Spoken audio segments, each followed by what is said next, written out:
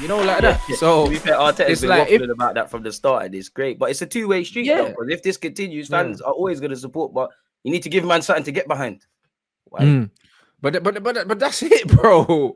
But the thing is, this is where the Arsenal fans have to be the 12th man because, bro, your players ain't built of the stuff to win titles. And I've been saying it, bro. And it's not even a disrespect, bro. Like, the thing is, winners are born, yeah. Do you know what I'm saying? They're not made, fam. You can't just turn someone into a winner, fam. Do you know what I'm saying? And when I look at these Arsenal players, I see a lot of guys that play pretty football, but I don't really see winners. Like, even when Arteta, man was saying, "Oh yeah, City are struggling, and they gave us Jesus and they gave us Zinchenko." They know why they gave them to They you, gave it bro. to us because we're Because not a direct threat. I bet you if you try to that's buy it. someone off them this summer, regardless of where we finish, they're going to act Yep, up. they're gonna say hell no. Do you know what I'm Exactly. saying? And this is exactly what it is, bro. Because Zinchenko, like I said, yeah, like Zinchenko's a midfielder that plays left back. He can play left back, yeah, in the Pep People are and the clocking it. Arteta I think he system done all because right yesterday, but people are clocking it. You lock down him, you isolate Saka and Martinelli, and don't give them yeah, space or any wingers. The midfield will give you chances. The centre backs are prone to lapses. The game's done, innit? but he's only a left back in that inverted fullback system. Do you know what I'm Exactly. saying? Like in 1v1 defending, yeah, like he don't like when That's people not run his at him. thing. He don't like it, bro. Do you know what I'm saying? And his side of the pitch is where I would target every Is single it the time. space? Like what you lot did at Old Trafford, and that's another Yeah. game that jars me because right before Anthony scored, there was a direct sort of opportunity that you had before he scored. That's where I look at Arsenal and say warning signs. Like Gabriel, you bust case from the penalty. Switch on a bit Mm. now. You're trying to play pretty passes. You're getting caught. You can do this against Fulham and respectfully and Villa, and that you can't do that against City or other teams or the tough away games that you mentioned. It's the fine Mm. margins, man. There's a lot of improvements made if we want to continuously qualify for the Champions League based off last year. But if for some fans that are looking at the league, it's a myth. Like it's a myth. You have to be perfect 9 times out of 10, and quickly all the good work to a degree has been erased because of these Yeah, but it last has. couple results. It has. It's been undone, bro. And it's one of them ones where Quickly, you need to. This is where man are going to be looking at Arteta. What you made of now? Do you know what I'm saying? Because when things were all plain sailing and that, he was getting a lot of plaudits, and I don't see him getting much criticism. But I said from the beginning of the season, and I even saw it against us as well last season, bro. His in-game management, bro, in pivotal times when he needs to change can be things, he big. doesn't do it. He doesn't do it, bro. Do you know what I mean? And Pep was the prime example. Bernardo Silva was playing as like a fake left back yesterday, and then he got booked straight away. Pep looked at it second half for about 5 minutes and said, "All right, cool, we're changing Yeah, this." let's not get him in any situations. Yeah, Go be let's a not right get him in winger. no problems. Do you know Boom. what I mean? And when managers make tactical changes, I always look to see what the opposing manager does. How do you react to the change? And there was no reaction, you know, like that. And these away games are won and lost, bro, because you have to react to the change that the other teams made now because you're not playing the same game anymore. I think it's won or lost in the transfer market because again, I think these last couple of games, inability to break down low blocks, inability, to have suitable replacements if Partey's not there or if Xhaka's not hitting it off physically against Everton.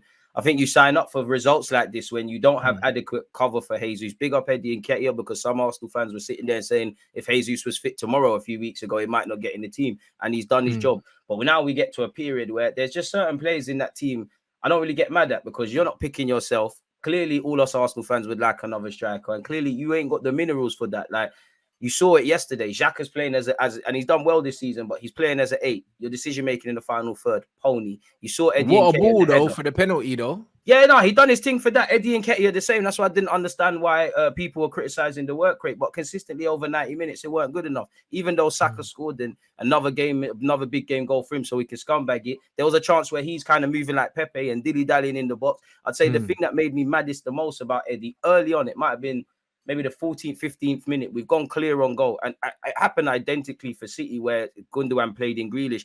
Eddie and Nketiah's gone for the shot. Diaz has read it and absolutely clamped him. If he slips in Martinelli there, mm. maybe there's something there. But they're not picking themselves, man. The very fact that I miss El Nene, big him up because he's the closest to anything a 6 if Partey's not there. We've signed up for Mm. this. You sign up for these things in August or before August when you sit there and say, if this guy gets injured, we're doing that. It's been naiveties and it does make me question. Obviously, the goal was go as far as you can in the cups and obviously win the get in the Champions Mm. League. But goal shifting games, I mean, in seasons, did we sit there in Jan and say, you know what, there's a big push here, or are we ticking over for Champions League qualification? We don't need to do too much. Only Arsenal can answer that, innit? Yeah, 100%. And people saying, about Balogun and this, that, and the other, bro. What's the situation? Is he on loan? Did you sell him? Like, what's the He's on situation? loan at Because Reims. He's contracted until 2025. You know, he's top goal scorer in France. We're gonna have to make a decision. It's 2023. He's contracted until 2025. So you're gonna have to sell him, loan him out, or regardless, probably protect his resale value by giving him a new contract. But even that, I like Balogun. I think you could add something, but this is your first season of scoring goals, and the Premier League's a different ball game. And you know how fans are for all clubs with all young players. They big up these players. The minute they look a bit shaky, they'll tear them down. If I'm honest, give him all the opportunities, but can you get someone with a different profile to Eddie Jesus and Balogun? You know, because games even with City, if we had like a Giroud sort, you can hit it into his chest. He gets us further up the field. You can actually start crossing the ball. Because I do like how we play football, but we kind of tap dance in the final third. We don't really try and land the knockout blow like that. So but that's what I I mean. don't know, That man. chance where the ball went to Saka in the box, and my man took an extra 2 He's touches, bro. behaving And like I think Pepe. and Ake, I think slid and ended up blocking it. And it's like, well, when I saw that, I was like, yeah, come on, bro. And this is what I've always said about him. He's not a natural goal scorer. Like, I know the fact that he's scoring goals this season is actually twanging people to believe that He's got this to guy's, keep bringing that into his game. yeah, If that's going to be that he's him a on goal the right way. scorer, but he's not that, bro. Because as soon as he got the ball, yeah, this guy's got to get this, yeah, out of his feet and get a shot off, bro. Like inside the box, you should never take more than 2 touches. I don't believe in it, bro. That's why Especially if you're Trossard trying should to have score. started for me. Yeah. Not ahead of Saka, but that's why Trossard should have started. You know, big up Martinelli. I still defend you and I still think you're a good player, but we need players that are experienced that are going to make quick decisions. And I thought Trossard had to start. I did go with Tomiyasu over Benjamin White. He has to hold his L because Ben's been poor since Rashford dealt with him in them 45 minutes. I hold my L for that. Yeah, man. It's we've gotten away with a relatively small squad playing the same system. But if Arsenal want to aspire to more, there needs to be more gears to this team. Like we're gonna live or die by this midfield. Xhaka and Partey, I do think it's a good partnership. I do think you could use it, but it's not something you can rely on because although Partey's not been injured basically this season, he's not there in a pivotal game. Xhaka's kind of been overperforming, and that is the number 8 is where we need someone of a suitable standard. Like Xhaka can be part of the squad if he earns his spot, fair enough, but that needs to be upgraded. Or you're not going to see the best of Odegaard, Martinelli, Saka, Jesus, or anything really. And we're not going to be a better defensive side until we address that midfield. But this has been 100%. something we've been waffling for years, bro, about. So Yeah, what are you thinking about the shouts for Martinelli up front? I personally don't think he can do it, but not now, it's man. Not now. Not now. yeah, Man. I just don't think he Too can do mature it, for bro. that And right now. he's a player. I don't know, bro. Like the jury's out on him, bro. Do you know what I mean? And it's a weird one because I know what kind of player he is, isn't it? He's a very similar profile player to Rashford, isn't it? It's one of them things where, like, I think everything around him has to kind of be. He's a chaotic player, man. Almost perfect. Do you know what I mean? Do you know what I mean? It kind of almost has to be perfect in order to get the best out of him. I don't think he's as good as Rashford, but I feel like they're similar profile player in the sense that, do you know what I mean? If you take away their space, it's a problem. That's where he's got to add them gears. And if he plays up front, as you know, you're playing with your back to goal. He wants to kind of get involved a lot. I think you could do it long term. I do think you got the capacity, but if we're just trying to get top 4 and or as for some aspire beyond that, I'm not really with it, really and truly. I'm not really with some of the shouts. Like I want to see Zinchenko actually play in midfield, if I'm honest, if it stays like this with Granit. But yeah, I don't think it's that thing, man. I think it's like for like changes. We just kind of have to make changes, but at the same time, I don't feel we should be too expansive or too radical at this moment in time, man. Yeah, no, that's what I mean. No, I mean stylistically. I don't mean. I think Rashford better in it, like, but I'm just talking about stylistically, as in they like to play with space to run into. Like he ain't got a shot like Rashford's. Do you know what I mean? He can score every now and then, but I think Martinelli needs space to operate, and he needs a lot of grass, bro, because he's that kind of player, bro. And it's like people are saying, "Oh, yeah, he prefers to play with Gabriel Jesus because Gabriel Jesus will come and link with him and stuff like that." I don't necessarily think it's the problem. Like I said, I think it's the lack of overlap from Zinchenko, yeah, to take away the 2v1s. Like Martinelli's not clever enough to play against 2 players and come out the best side of it, bro. Like he needs a decoy run. He doesn't have decoy runs in the team, and he's not clever enough to come inside and link with Odegaard because Odegaard floats.